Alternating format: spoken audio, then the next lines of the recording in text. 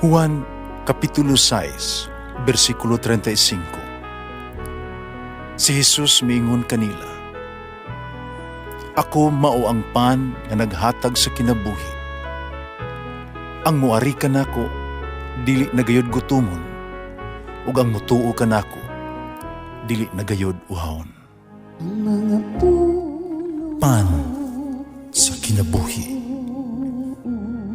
maglikon unta sa mong pagtuo ug gagaka kami sa pagtuman sa imong mahal nga kasuguan.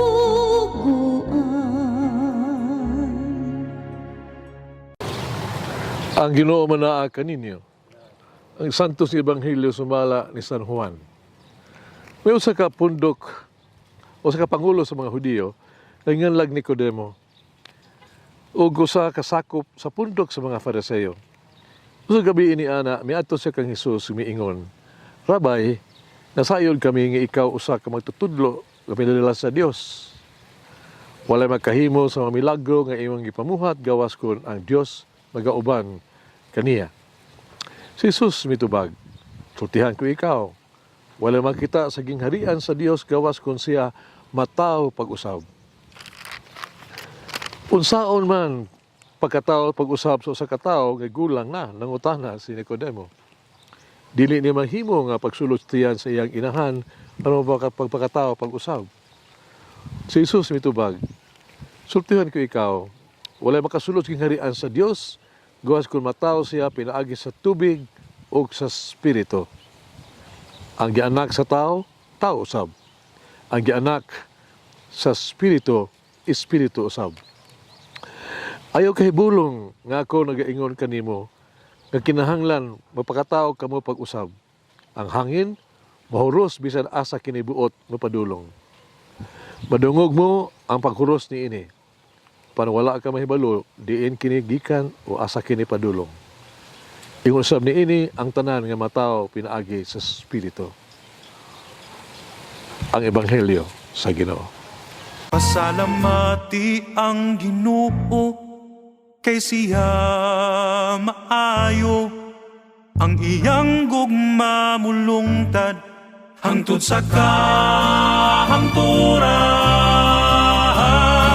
Pasalamati ang Diyos sa tanang mga Diyos, ang iyang gugma malungtaron. Pasalamati ang Ginoo sa mga Ginoo, ang iyang gugma balungtaron.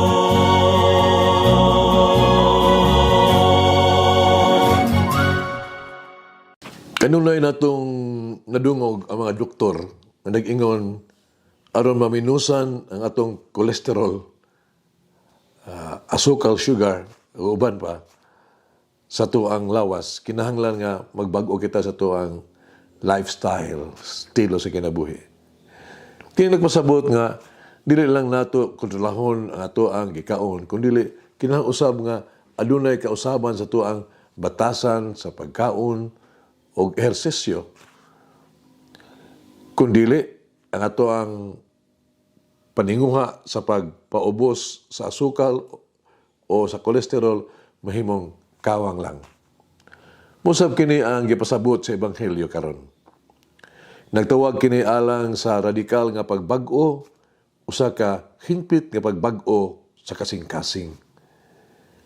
Kung unsa ang gipasabot niini nga pagkatao pag-usab, ang pagkabanhaw ni Kristo nagdala og usa ka lanog kaayong mensahe nga ang kamatayon dili mao ang katapusan sa kinabuhi sa tao.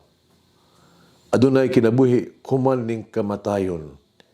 Kinabuhing dayon uban sa Dios. Din kitang tanan gitawag. Apan aron makab-ot kining kinabuhi, kinahanglan natong himuon ang sentro sa atong kinabuhi si Kristo.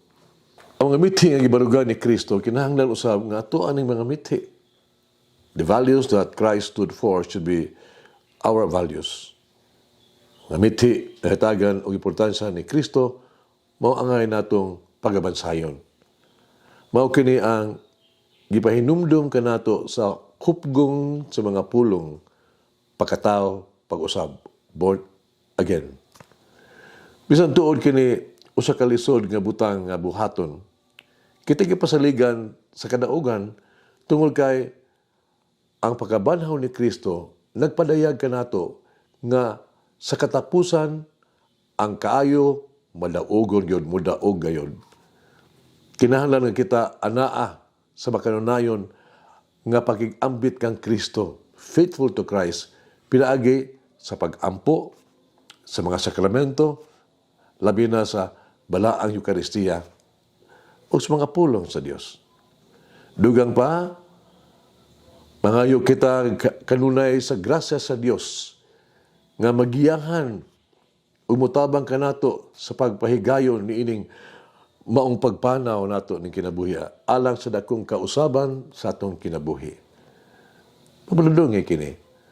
Pagkabanhaw ni Kristo na matud-an ba lamang sa atong kinabuhi nga magpuyo kita subay sa langit ng mithi sama sa pagkigugmaay.